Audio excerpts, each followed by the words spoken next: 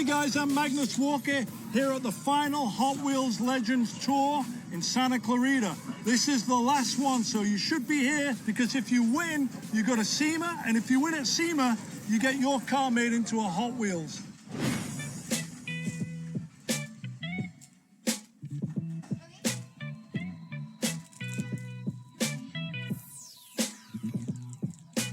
Hello, my name is Daisy Chavik. I'm Stanley Chavik. And this is our Buick Schaefer 1933 Indy car. Everything started 2003 in Czech Republic, where we established our company, Hot Rod Chavik, and we started to fabricate all these Indy cars, race cars, and hot rods.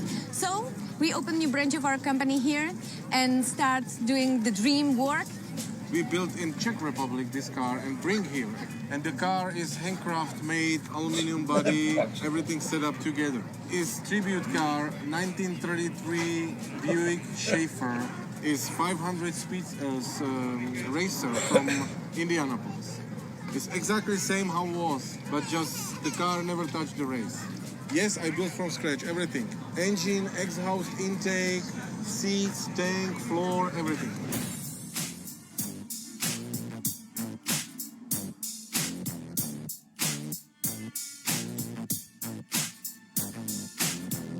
My name's Rick O'Donnell. I have a 74 Opel Manta.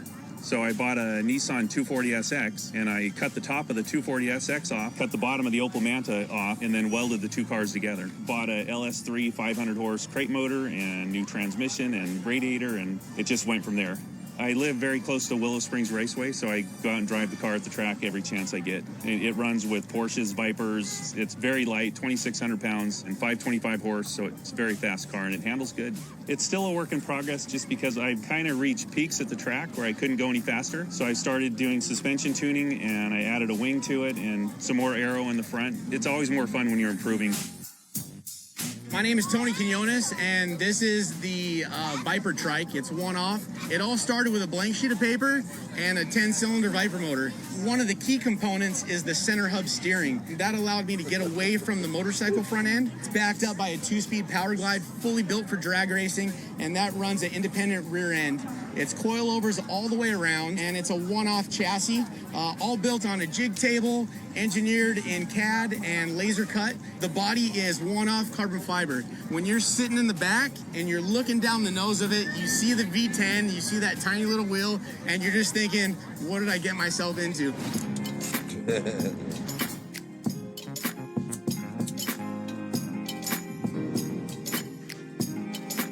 So it's been a nice warm day, guys, and I think there's some deliberation to be happen. So where do we lean? Because so far it looks like we have a lot of contenders and no clear vision, right? Yeah, we're both like the Opel. Opel. So it's an Opel body on top of a Nissan S13 chassis. Built the whole thing in his backyard. And races. And races it all the time. So the first time I ever saw it was at Willow Springs chasing down a bunch of Vipers. So That's unfair because he tries to please everybody here. yeah, no, it's You know, American muscle car, you know, well, technically German, because Opel was a GM German car. And he found the car in a field. Like, this car was abandoned, rusting in a field. It was used as a car that people tested paint on, you know, and he owned that look. He just shaved some of the paint on, owned it, cleared it, and rocked it.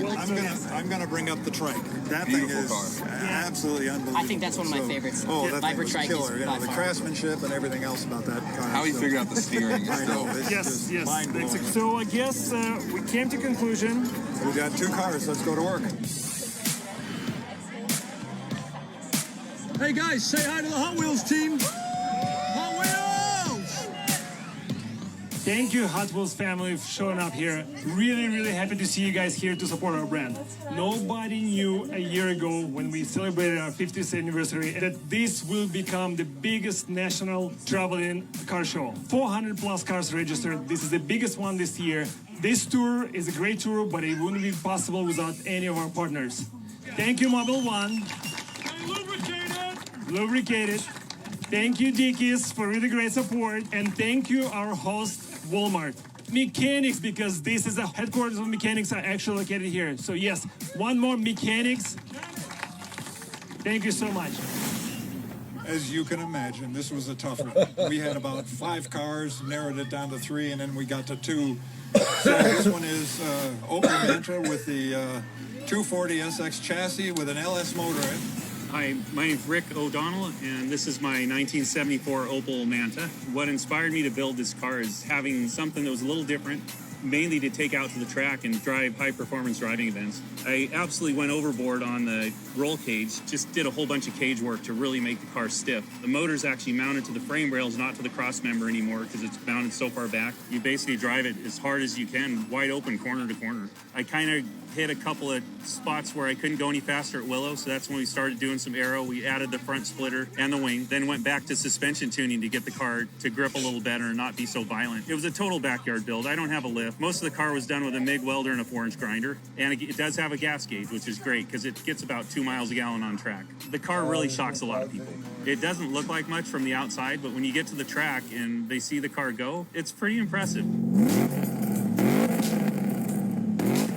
We just finished up our last stop of the Hot Wheels Legends Tour here in Los Angeles, California. We picked an amazing winner, and our final stop is at SEMA, so we will see you there.